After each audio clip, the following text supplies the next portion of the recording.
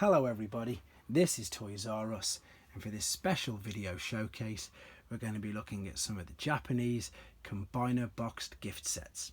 Before we get started, this video is especially for Connor, whose YouTube name is Golden Sapphire, so I hope you like this very much, Connor, and thanks for watching.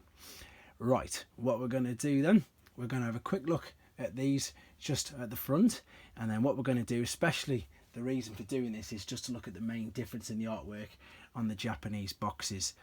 They do have some different battle scenes on the background, and this is also a bit of a collection update, as well as a few people have asked for me to do this. I did a couple of gift sets not so long ago where I separated the Autobots and Decepticons, but this time what I've done is I've literally just got some of my Japanese ones out in front of you. So what we'll do, we might as well go up in numerical order. If you're wondering what I mean by numerical order, you can see that the Bruticus gift set has got a D69 on, the one next to it's got D318. You can't quite see the Devastator one on the bottom left, but I'm going to pick that up in a minute. And these numbers, as I say, are just obviously they ascended as they released the figures. So we'll start off with the lowest number first. For people who aren't aware what the Japanese packaging, and the D, and you'll see the C next to the computron one. The D actually stands for Destron, which is obviously Decepticon, and then the C stands for Cybertrons, which is Autobots. So as I said, we'll start in numerical order. So we'll start off at the bottom, and we've got the original Devastator gift set. There we go. So it's number 37. You've obviously got all the figures in there. You've got that lovely artwork, excuse the glare, of Devastator there.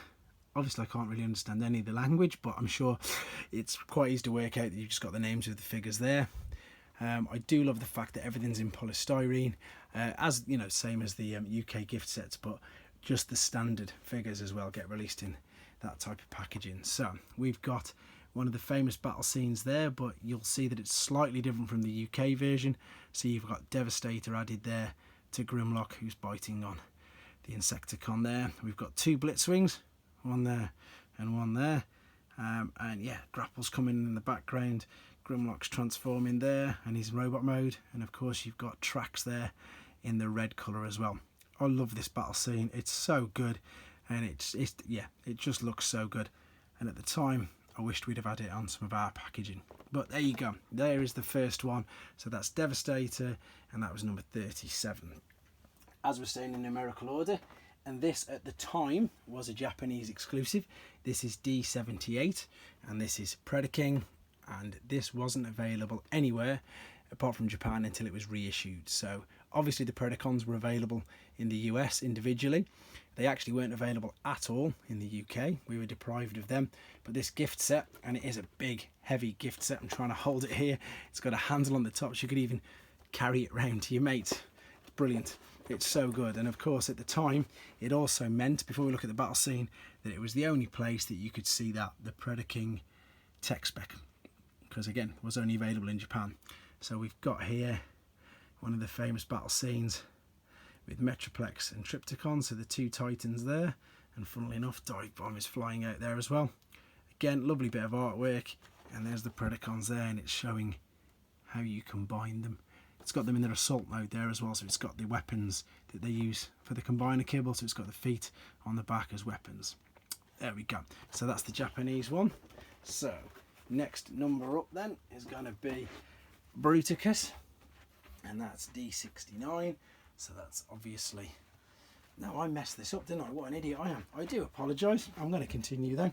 69 should have been before Preda King, obviously, and these are what's known as the Scramble City bots, it says there, and I've talked about that in some of the other videos. It basically meant that all of the limbs could combine to be any of the limb on him. So Brawl didn't have to be his leg, it could be his arm, etc.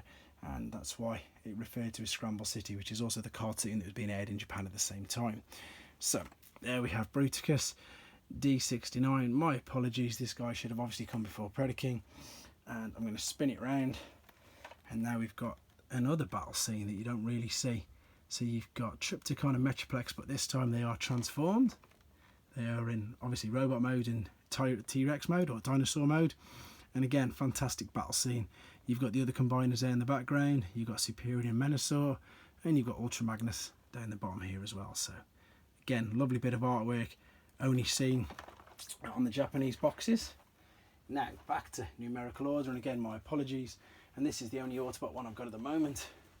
So no, the C doesn't stand for computron, it stands for Cybertrons. Again, you've got Scramble City because of course the individual bots can be the limbs, and there's the artwork for computron there. I've got some interesting things coming regarding computron soon for future videos, so you can, as I say, they'll be coming soon. You'll be able to see them. That'll be an unboxing I've got coming very soon. But there is Metroplex and Trypticon. There's that battle scene again, but there they are in battle station modes. Lovely bit of artwork. This scene's used quite a lot, especially on the normal standard Hasbro ones as well. And there we go. So this one is another exclusive. I know that they released a Hasbro version, but for some reason the Hasbro version, ironically enough, and that's why I've done it, just so I don't forget, has Nautilator missing. And yeah, Nautilator wasn't in the Hasbro one at all. He's actually out on a shelf anyway, but he's King Poseidon, so he's not Piranha. And as I say, it's the only gift set available that had all 6 of the Seacons in. So even the Hasbro version, which had obviously the normal standard colours, it didn't have a place for Nautilator, it didn't even have him in it. So this is King Poseidon, and the reason why this is slightly different, this is killing my arm, and there you've got the artwork on the back, and that's because in Japan they were still airing cartoons. Sunbound obviously stopped just after the Headmasters ones, I think they were, before season 4, and then in Japan they carried on after Headmasters and they made Super God Master Force. So in the US and the UK and all the rest of the world, this was just Pretenders with Power Master Optimus Prime, but in Japan this was Super God Master Force, and he was known as a Godmaster, and the Pretenders played a huge part in the cartoon that was being aired. It's a great cartoon. You can probably find it somewhere, probably on YouTube actually, to watch. Have a nose at it, it's brilliant.